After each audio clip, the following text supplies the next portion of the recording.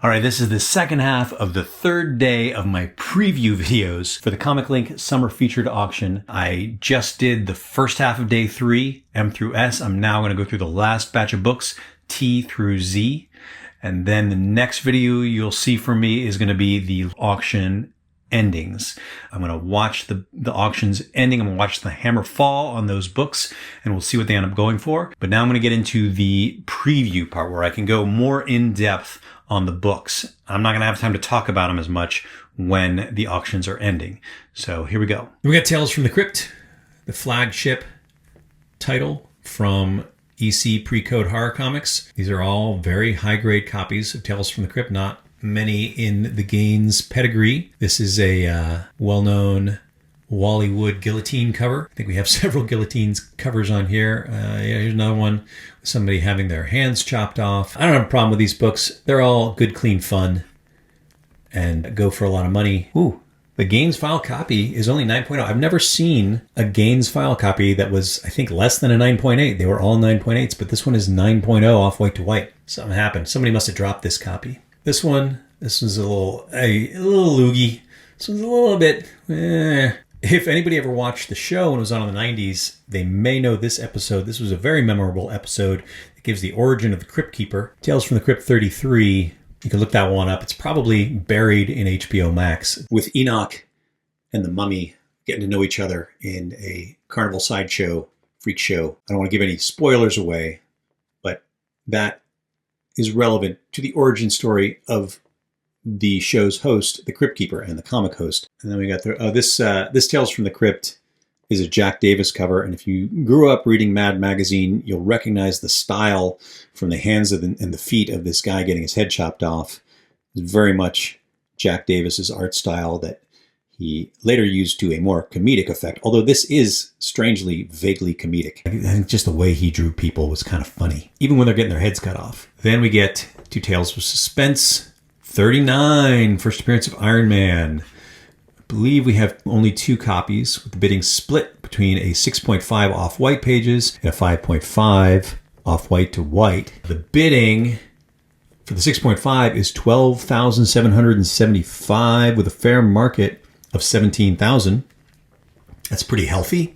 The 5.5 bidding is $7,650 with a fair market of $13,000. Both of these are doing pretty well. I think Iron Man should hopefully come out close to fair market, which means that the values on this book are not dropping. I have a personal stake in this. Here's my Tales of Suspense 39, 6.0. Bought it last year. I have a vested interest in the fair market value on that particular book staying at least where it is. And that looks like it will happen. One thing I learned when I got my Tales of Suspense is that people who are deep into this look closely at the quotation marks on the name Iron Man, because the way this book got cut, a lot of copies had their quotation marks cut off, like this one does.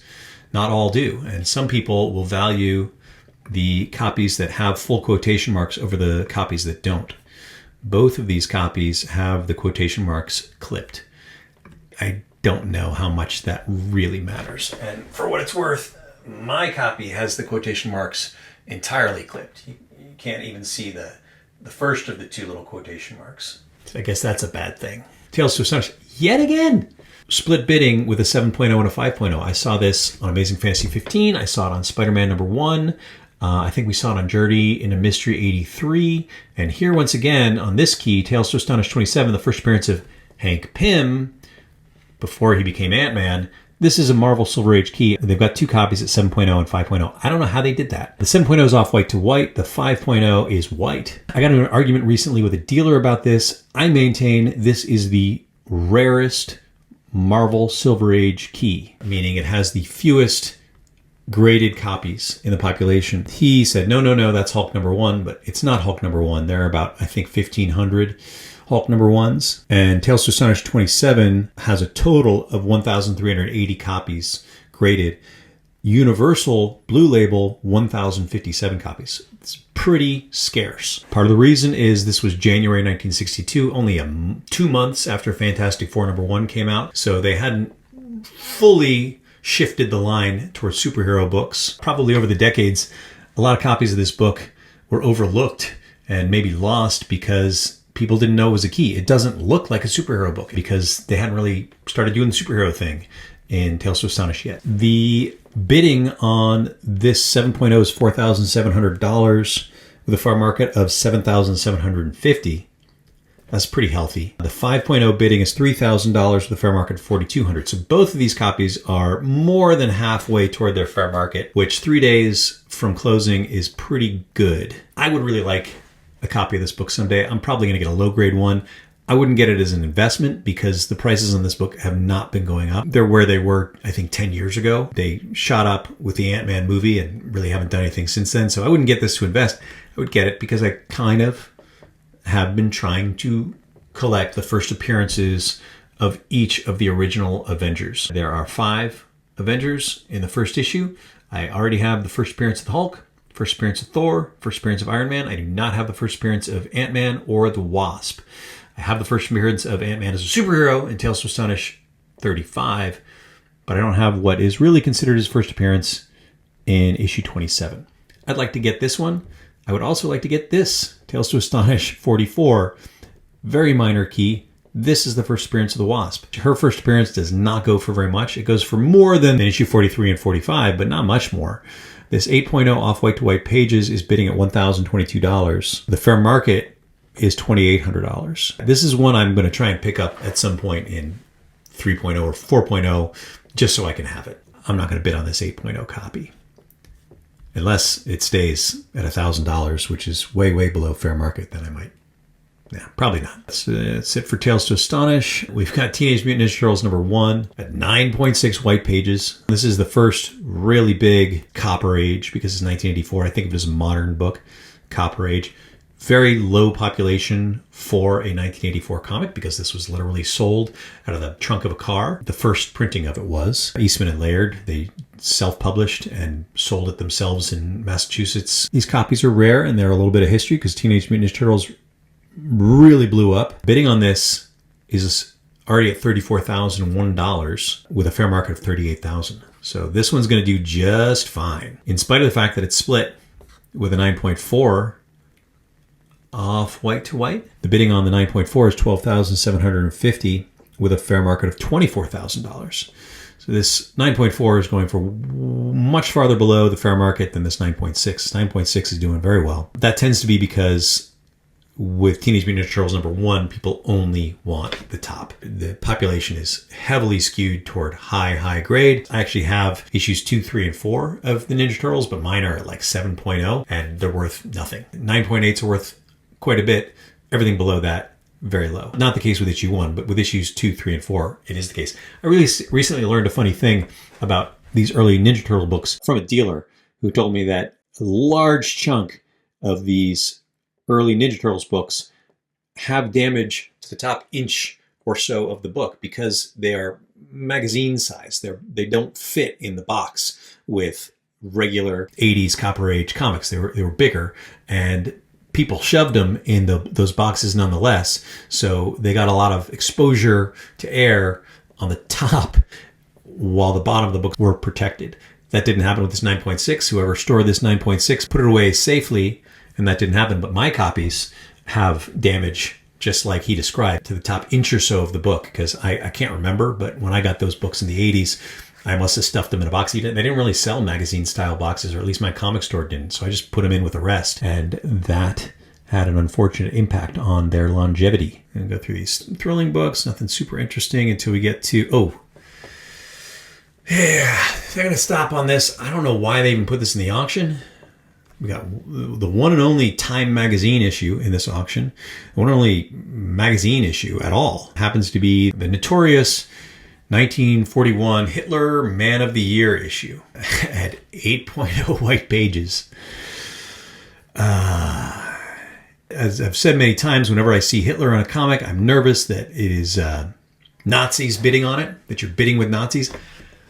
I can't think of any earthly reason why I would want to bid on this book. It's a curiosity, but who, other than a Hitler fan, would want to own this? Somebody bid $2,300 for this. If I walked into a guy's house and saw that he had a copy of Time magazine with Hitler Man of the Year, I would leave that house immediately, and so should you. I don't have a problem with ComicLink. I don't have a problem that this book exists. I have a problem that people are bidding lots of money for it, or bidding on it at all. Now that I've said that, I want to point out this amusing thing on the cover. I had to look this up because it made me laugh. Time, weekly news magazine, Hitler. It doesn't actually say Man of the Year. It's just, here's Hitler. Scroll down. Hey, spring is here. Hitler, spring is here. World War. I had to look up why they wrote spring is here right after they wrote Hitler. And apparently it's like magazine branding. It's like, Cosmo's summer issue. That's what that means. They have their cover image. This is the news story we're going to talk about. And then below that, they'll just say like, hey, happy Halloween. Spring is here. It doesn't mean anything. It's just two entirely unrelated things. Hitler, spring is here. I wonder if this had anything to do with Mel Brooks titling the musical in the producers Springtime for Hitler. He's still alive. We could even ask him. Isn't that nice? We got Tomb of Dracula, number 10. This book is a key because it introduces Blade the Vampire Slayer. I think we all know that ship has sailed with Blade coming into the MCU. He showed up last year in Wolverine vs. Deadpool, and I think that was the final nail in the coffin, so to speak, of Blade being rebooted. The Blade movie was announced in 2019, and here we are in 2025, and folks, I think it's not happening. I suspect a lot of the high-value sales of Tomb of Dracula in recent years were a result of excitement about the Blade movie coming out. It's not coming out. 1, 2, 3, we've got 4 copies of Tomb of Dracula number 10, 9.8, 9.6, 9.4, 9.0. I'll just look at the 9.8. The bidding on the 9.8 is $6,100 with a fair market value of $12,500. That's not going to happen. Even though it's a 9.8 white pages, there is one 9.9. There's 90 9.8s.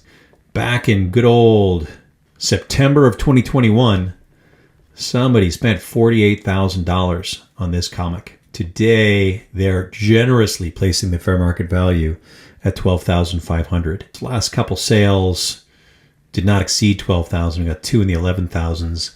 And I have a hunch this one is going to be below that. Maybe we'll see Wesley Snipes again. Maybe the Blade thing will come together at some point in some form. Probably. But the excitement about this book has collapsed, and the price has as well. If I had a copy of Tomb of Dracula number 10 in 9.8, I would just be holding on to it. I would just be putting it in a box and saying, well, I'm glad I have it. I would not be selling it off because it's just going to make you sad.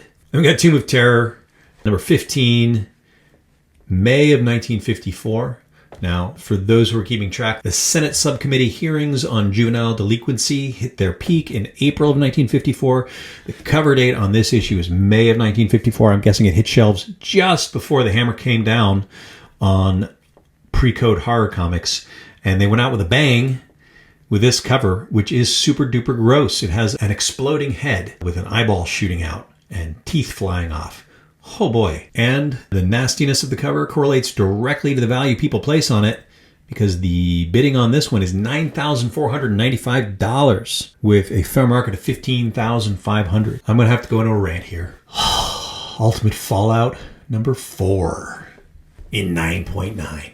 We got 2 copies, a 9.9 of the regular edition and a 9.8 of the variant edition. Both are insane for slightly different reasons. This 9.9 is the only 9.9 graded, and it was just graded July 7th. So it was just graded a little over a month ago. The bidding on it is currently $7,450. This is the first appearance of Miles Morales, by the way. There's one 9.9 copy of Ultimate Fallout number 4.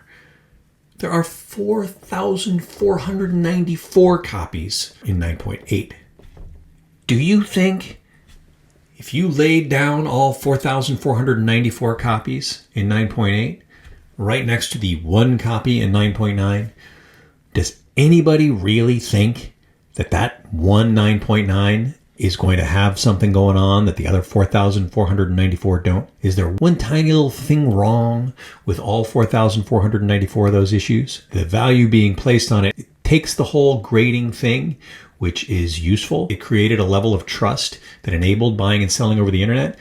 but like everything, it has gone crazy. It's unhealthy for the hobby. There is no fair market on this 9.9 copy because there's never been a sale of a 9.9 copy before, because a 9.9 copy did not exist until a month ago. So we're going to find out what this is worth when it sells, and we know now that it'll be at least $7,450, probably a lot more. There is a book that I think about a lot called Extraordinary Popular Delusions and the Madness of Crowds, written by Charles Mackay in 1841. And it is about bubbles. It's about speculation bubbles and a number of other things. It's basically about people going crazy. When you get a lot of people together and they all get excited about something, they lose their minds. He talks about the Dutch tulip craze of the 17th century, when people were just paying the equivalent of tens of thousands of dollars for tulip bulbs, and everybody was investing their fortunes in tulips. Fortunately, there haven't been any other crazy speculation bubbles since 1841. Wink, wink. Then you've got the variant cover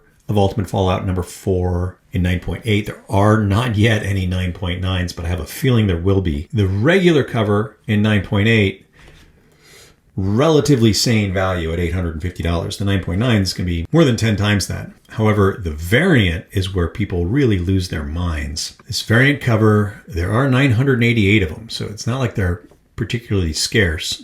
203 of those 988 are 9.8. Nevertheless, while there are 203 copies, the fair market on it is $10,000.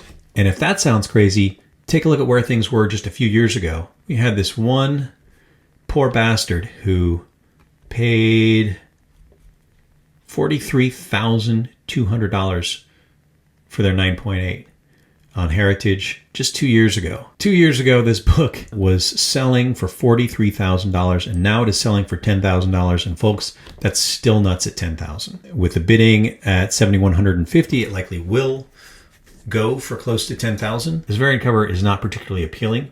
I don't think it's any better than the regular cover. It's just the existence of a variant. The whole variant field, which is rampant in comics today, it all feels profoundly disingenuous to me. I don't think there's anybody who's actually excited about the books. I think they're excited about the idea of the money that the books can generate. And I think it's just kind of sad, because the people who are spending $7,000, if they are indeed real people and not algorithms, are doing it on the hopes that some sucker's going to pay $8,000 for the same thing.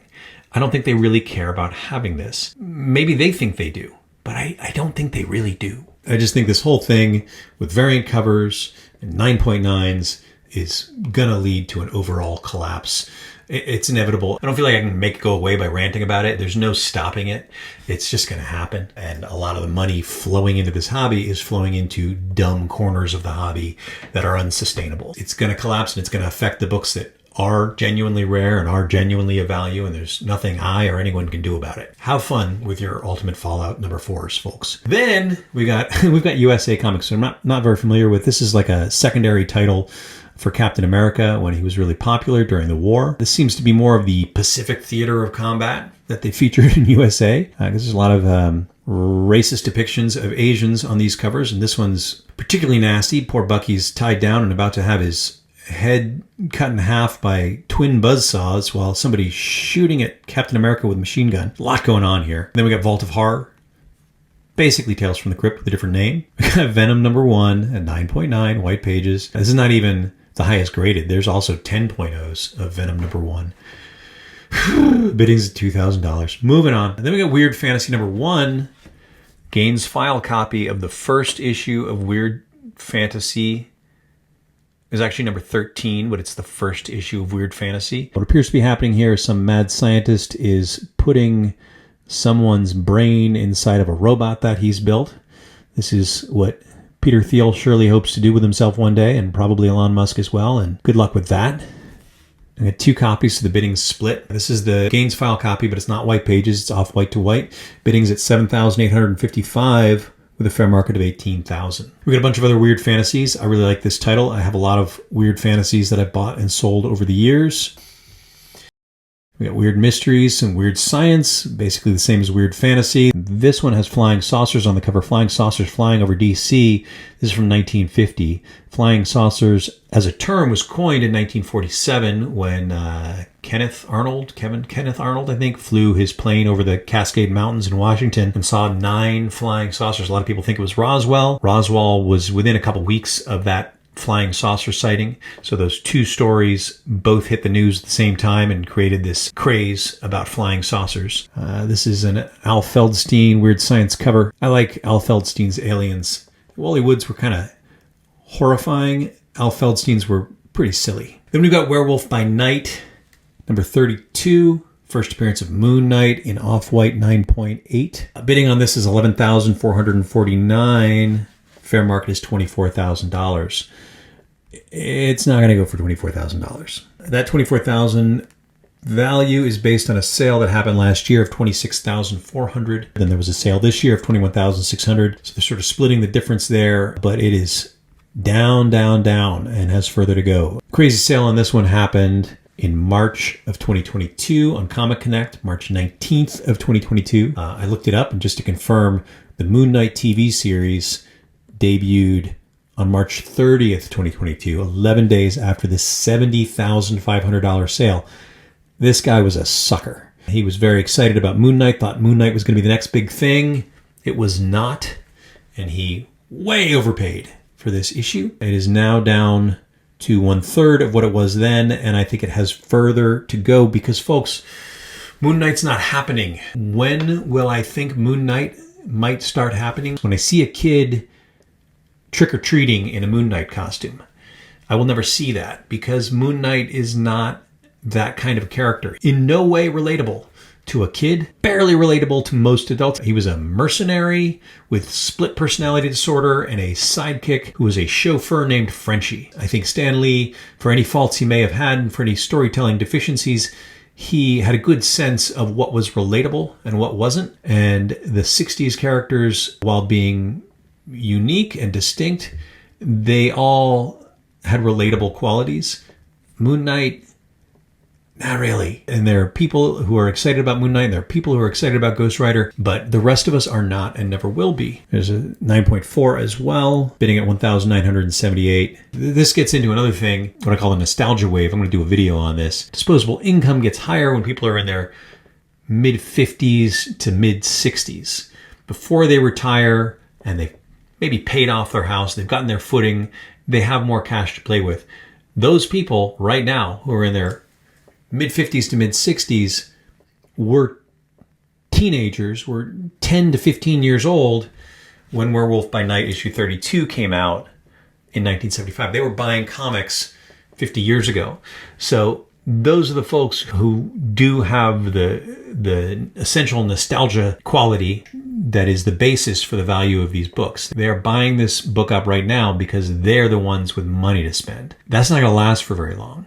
In 10 years, they're going to be retired. They're not going to be paying a lot of money for this book anymore. They're not going to have the disposable income to spend. These prices are already dropping down for other reasons, but I think the nostalgia wave is another factor that's causing books from roughly 1970 to 1975 to have really high values right now. I think in 10 years, they will be back in the gutter.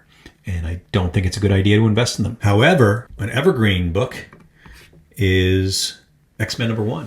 And in this auction, a really good copy of it, they've got X-Men #1 in 9.0 white pages. Now, X-Men 1 is not super scarce. There are a lot of graded copies, but it sure is valuable. So there are actually 35 copies of X-Men #1 at 9.0. Fair market value is $110,000. In case you're curious, 9.2, $155,000, 9.4, $390,000, 9.6, $875,000. 9.8 only has one recorded sale from 2012, which was almost $500,000. If either of those 9.8s were to sell again, it would surely be in the millions. X-Men #1 has not yet entered the 1 million plus club, but it would if anybody were selling. There's only one recorded sale of the 9.6, which happened in 2022 at the peak of the bubble, and that didn't quite reach $1 million, which leads me to believe a 9.6 wouldn't get to $1 million today, but I think a 9.8 would. This X-Men 1 at 9.0, the current bidding is $80,000. The fair market is $110,000. This is white pages. One thing you can look at with X-Men #1 is the greens. You basically have your light greens and your dark greens. This copy is a light green. You look at the text box in the upper left corner and the upper right. Those are light green because let's see, cyan, magenta, yellow. What would make green? Yellow and blue make green. The yellow and the cyan would combine to make green, and if the cyan tint was low, you'd get a lighter green color. So I believe a large chunk of the X-Men ones had a low cyan tint when they were being printed, and they resulted in a number of copies later in the print run having these light green boxes. And then you can see ones with the dark green boxes.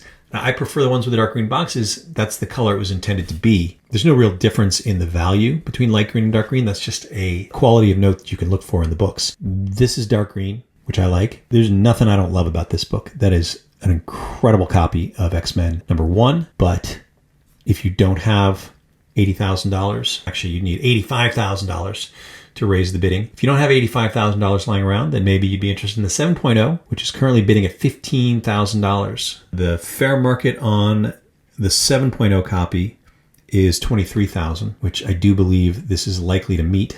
And then you got the 4.5. I sold a 4.5 of this last year. The price has gone down considerably since I sold it. This one's bidding is at $6,300, and the fair market on a regular 4.5 is $8,500. If you went and had Stan Lee put his signature on it, then you lost $500 because the last tracked sale of a signed 4.5 was $8,000. Folks, Stan Lee isn't going to be signing any more comics, but we could probably say with confidence at this point that getting Stan Lee to sign your comic was not a good idea. I don't know what it cost to have him sign books, but it does not seem to have raised the values. Sorry, Stan. All of these I think will go for close to the fair market. And I do think this book is a good investment. It is abundant. There are a lot of copies of it, but X-Men are going to be around, I think, for a long time. I admit I'm salivating a little bit looking at these 3 books. I don't have an X-Men one right now. I've owned 2 copies of it in the past and sold them both. I'm in the market for one. I'm not going to be getting this 9.0. Not going to be getting this 7.0, but I got my eye on this 4.5. It would be my first signature. If I were to bid on this, it would be my first signed book that I've ever owned. I would be willing to accept a Stan Lee signature if I could get a copy of X-Men 1 at a price like this. And we got X-Men #4, First Appearance of Scarlet Witch and Quicksilver, Brotherhood of Evil Mutants. This one's also signed by Stan Lee. There's not a lot of X-Men keys in the early books. They introduced a few characters. You got X-Men 1, X-Men 4, then you got 12 with the Juggernaut, 14 with the Sentinels, and that's about it. Those are the characters that survived and appeared in the later Chris Claremont run of the books. And Mimic, for example, I don't think Chris Claremont ever did anything with Mimic. There's really just 1, 4, 12, and 14. And then I see this a lot, this X-Men #50 with Jim Steranko cover. This is the first X-Men cover with the redesigned logo, which is still around and which I still use in my titles on my videos. It's not the first Havoc. Yeah, maybe the first Polaris. I don't know why this is so valued, but it's at $3,350. Then you got this interesting one, X-Men #59 and 9.6 white pages. This is interesting because there is a freakishly odd sale of #59. Not a noteworthy issue at all, not even a minor key, but somebody bid and paid $36,000 for it in 9.8. Prior to that, the highest sale was $5,760, and then boom, $36,000 last November on Heritage. I don't think anybody knows why or what was going on there. The fair market value is still listed at $36,000. It shouldn't be. It's never going to sell for anywhere near that again. X-Men 60, for example, in 9.8 has a sale at $7,800 at the peak of the bubble. 58 in 9.8, which is somewhat of a key because it's the first appearance of Havoc. That's $8,000. $36,000 for issue 59 is ludicrous. So I don't think the sale of this 9.659 is going to follow that trend in any way. It's bidding at $1,100. So I'm guessing it'll probably go for about $2,000. The fair market on the 9.6 is $2,900. Yeah, it may end up around there, probably lower. Then we got 94 in 9.6 with a CVA label and white pages. Apparently issue 94 used to be worth more than Giant Size X-Men #1. Somebody told me that in the comments. I didn't know that. I'm used to Giant Size X-Men #1 being the big X-Men reboot key, but back in the day it was 94. I read 94. I don't like it. Not as good of a story at all as Giant Size X-Men #1, even though I think this was where, Chris Claremont was involved in this one. I don't think he was involved at all in Giant Size X-Men. Bidding on this is $4,600. Fair market, $6,750. And then we got a bunch of other Chris Claremont era keys. I really like 101. They got a 9.8 white pages, perfect copy of 101. I'd like it, but I'm not going to pay $2,367 for it. Then they got the first Kitty Pryde in 9.8 white pages. This is X-Men 129. Bidding's at $1,400. Fair market's $1,400. This is one of the few books I've seen that is already at fair market with 3 days to go in the auction. I think there's some speculation about Kitty Pryde showing up in whatever the next incarnation of X-Men is. That's it. We got some Zip comics. We're done. Thank you for sticking with me as we go through this. Oh, yeah. One thing I want to talk about that I missed. I did some research on one of the issues I talked about in the second video for this auction series, Crime Suspense Stories number 22. And I wanted to talk about it here because I didn't know it when I made the video. I was curious why this is one of the key important pre-code horror covers. I knew it had something to do with the Seduction of the Innocent Senate hearings that created the Comics Code, but I didn't know exactly what the deal was. And I learned that there was this exchange in April of 1954. William Gaines, the publisher of EC Comics, whose father is credited with inventing comic books with New Fun in the 1930s. His son took over the business and he steered EC into horror. He decided that he was going to take the stand and defend his comics personally, and he did so, and he did a terrible job of it. And there was a particular exchange over this comic, Crime Suspense Stories 22, where he answered a question so badly he doomed the comic industry, or at least the comic industry as it existed up to that point. He made a comment that shifted public opinion so hard against him because he sounded like such an oblivious jerk. If there was any sympathy whatsoever for those books, it disappeared when he answered this question.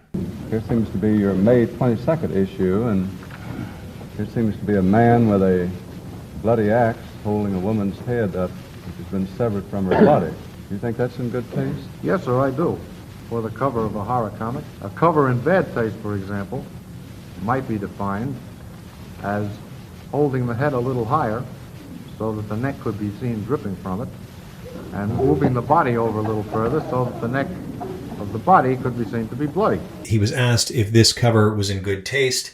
He felt it was. His justification for this being in good taste was that it would have been in bad taste had the head been tilted slightly to show the viscera dripping out of her neck. You could hear the gasps in the chamber when he said that. When he uttered those words, pre-code comics were done. The Comics Code was coming in. An interesting bit of history gave me some insight into why this particular book is valued at $20,000. I'll be back on Monday as these auctions start to end. I'm going to record the auctions as they're ending. I'm not going to live stream them. I'll put them up later. I'm going to edit them down and we'll see how these books do. I've made a bunch of predictions about what I think stuff's going to sell at, so we can confirm that I am wrong about everything next week when these auctions end. That's all for now. Thanks for watching.